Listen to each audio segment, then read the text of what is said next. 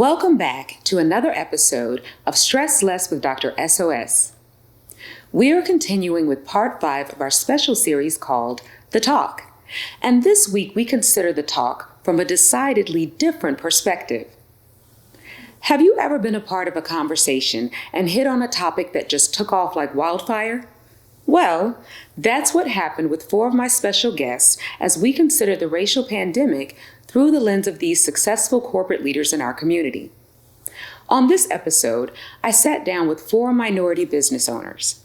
Dr. Angela Reddix, CEO and founder of Reddix, a leading government healthcare management and technology consulting firm, and she's also the founder and chairman of Envision Lead Grow, which offers an entrepreneurship and mentoring program for future girl bosses everywhere. And she's the author of Envision Lead Grow, Releasing the Boss Within.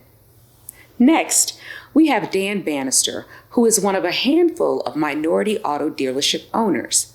Dan owns 2 Nissan car dealerships in Hampton Roads, Banister Nissan of Norfolk and Banister Nissan of Chesapeake. My third panelist is Jackie Grice, CEO of J Diamond, a multidisciplinary transportation and logistics company. Jackie is also the co-owner of Agape Travel and Tours and the 7 Cities Driving School. Making another appearance on the show is my husband, Jason Scott, who, as a technology business owner, has raised multiple rounds of capital and is very aware of the funding challenges African American entrepreneurs face when starting a business. With each of these business leaders and employers gathered around, we explored issues that clearly hit home for our guests as they continue to lead with integrity through some of our nation's most challenging times. This conversation covers some of their very personal struggles with today's headlines, as well as their take on corporate responsibility in the face of social injustice and lots of stuff in between. And what's noticeably different in this conversation is that I'm largely absent after I ask the initial question. I mean, they just jumped right into the talk, so I thought to myself, let them talk. It was great to hear the varying perspectives of these 4 leaders. It reminded me that there's a richness to the talk that goes beyond our living rooms and bedrooms and takes a seat in our boardrooms if we're open to the conversation. Let's take a listen. So the first question I have for you all is, what are your thoughts about race relations in our nation right now? Don't all jump in. Whoever would like to start can start. Yeah, I can't go first. Ladies first. It's disheartening to see that we're still dealing with a lot of things that should have been dealt with years and years ago. So that part is disheartening because there's a lot of people that still have those same feelings towards African Americans and people of color. It's refreshing to see this young, newer generation that is saying enough is enough, and to just see all ethnicities and people of different backgrounds and cultures sort of rallying together for the cause. So, you know, I'm sort of torn. Like I said, it's a little disheartening that we're still dealing with it, but I believe that some type of change is going to come. So, yeah, it's kind of bittersweet. Yeah. Other panelists, do you guys have any thoughts about it? Yeah, sure. Growing up in Minneapolis, Minnesota, 6 blocks from where George Floyd was tragically killed. I saw my city being burned down, and to see him first getting killed, and then destruction of the city was very emotional for me. For me, my walk has been, I've experienced racism from the white community, black community.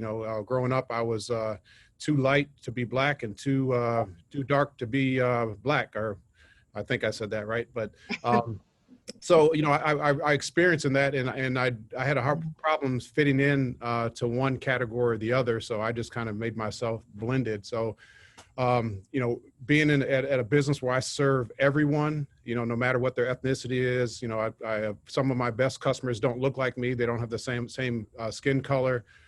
Some of them are my best, my biggest supporters. So my small group, I truly believe that race relations in our society have gotten much better than when I was going to high school, going to college in Charlotte, North Carolina, and you know, just even 5-10 years ago, you know, moving 20 years ago when I moved from Minnesota, and looking at where we are now. I mean, the opportunities for those of color are tremendous, and you've got you know, two ladies on the panel here are tremendous business ladies of color that, you know, I think 15, 20, maybe 30 years ago wouldn't have had the opportunity. And I think that the media really blows up some of the things that are going on in our society, to know that, I'm sure Angela Riddick could probably say some of her best customers are not, you know, don't look like her, and Jackie the same, because we're just not serving those that look like us.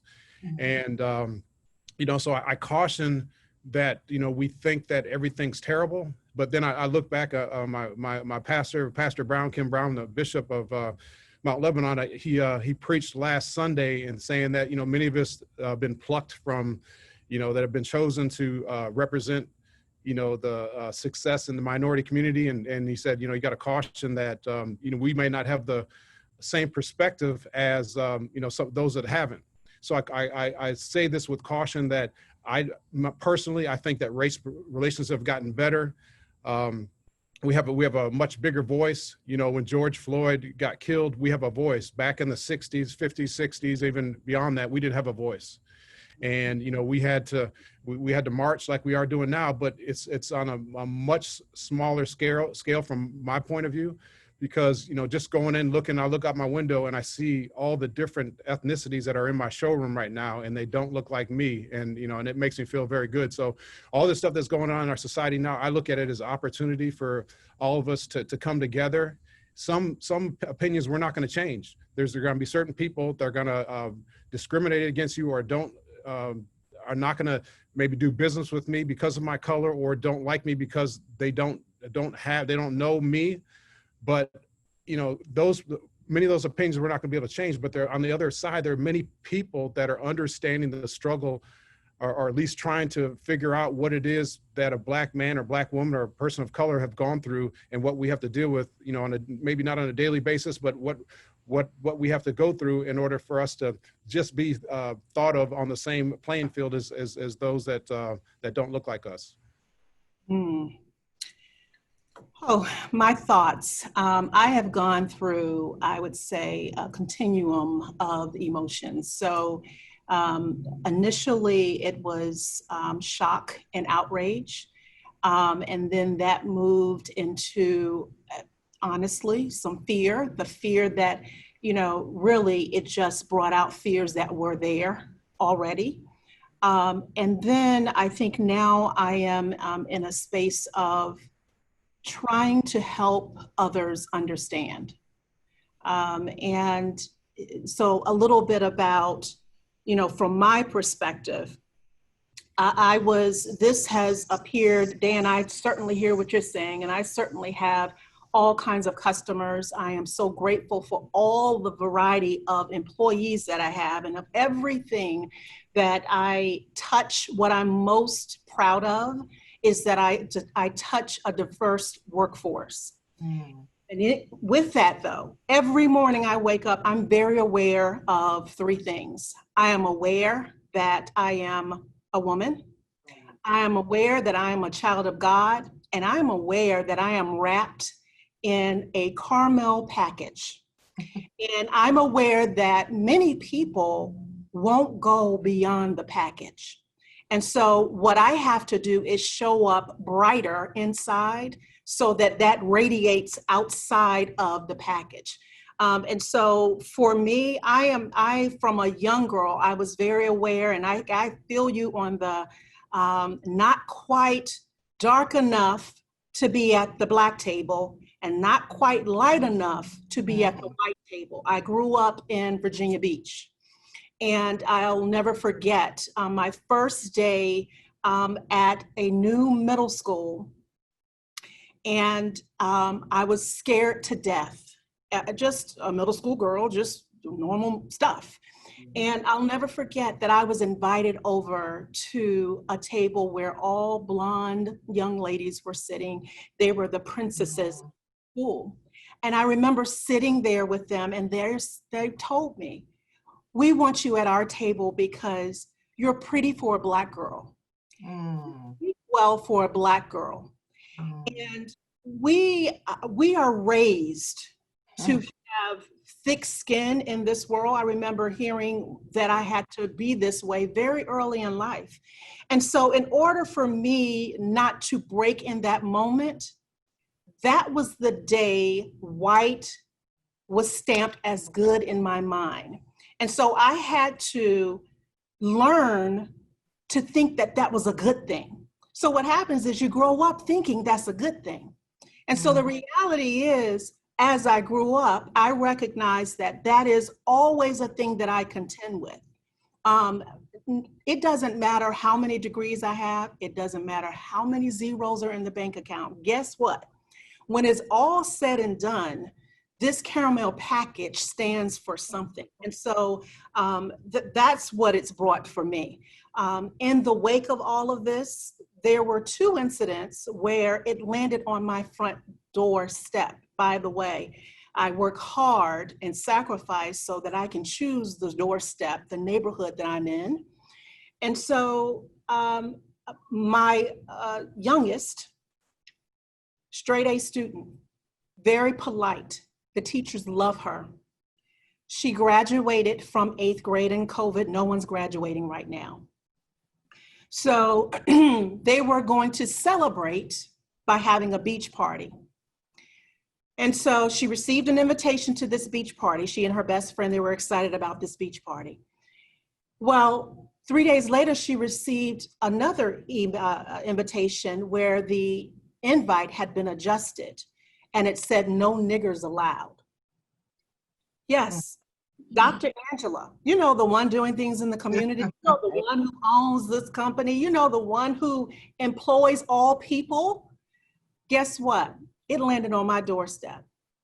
So walking her through that process, it made it very real that yes, things are better than they used to be, but we still have a ways to go.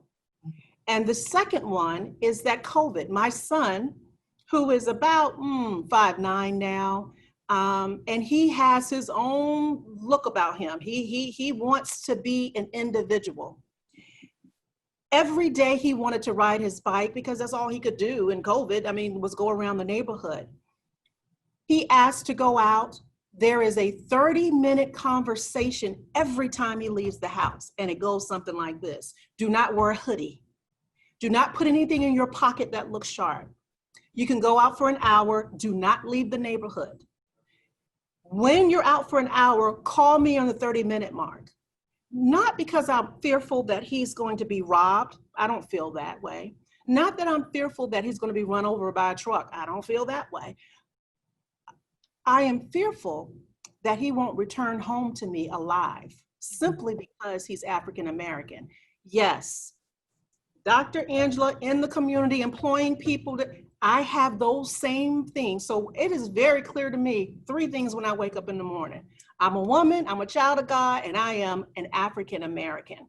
And so I have been really recognizing the role and the voice that I have, not only in this company, but in this community.